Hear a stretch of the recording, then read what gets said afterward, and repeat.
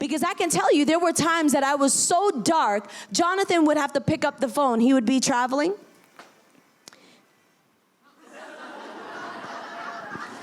He would travel and he would FaceTime me. And he would say, let me look at your face. And he would call me, and then he'd like go into FaceTime. And I'm like, no, I don't want to look at your face, you know. Just try to like avoid the situation, you know. But he would look at my face, and he'd look into my eyes, and he'd see utter darkness. And then he'd begin to preach to me, and he'd begin to declare the word of the Lord. You've got joy. Don't tap into it. Don't give up. And he would I'd be on the toilet sometimes, to be honest with you. And I'd be crying. I'd be like, ooh.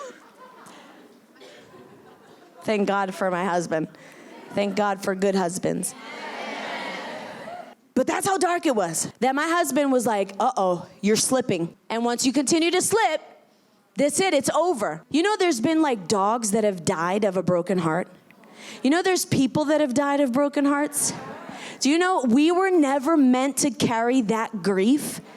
Did you know that Jesus was acquainted with grief and he knew exactly what that was like? And he said, this was never made for you. So I'm going to die on the cross so that I could take that grief from you and instead give you peace beyond understanding, hope, joy, love, power, strength.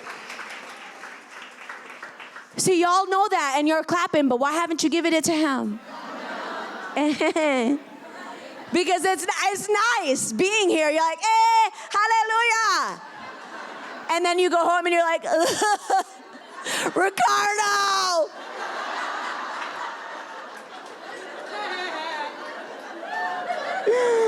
But you aren't going to piece your broken heart back together. It's shattered. So look at it. Oh, no, it's shattered. But there is one person who can mend that together and make it brand new. And his name is Jesus. And he wants you to give him your broken heart. He wants you to give him those broken dreams. And he wants to breathe life into it.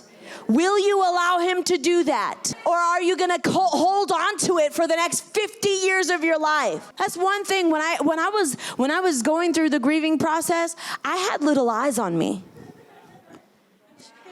She's not paying attention, but she is. And I thought to myself, how I deal with this is how she's going to deal with this. So I have to make sure I'm doing this right. Because the last thing I want her to do is to say, man, mommy was such a happy person until, you know, that time where she suffered that loss and just things were never right again. You know, we all know that one person that like suffered that defeat and they were never right again. But that's not God's portion for us. God's portion for us is advancement. So you need to continue to advance, whatever measure that takes.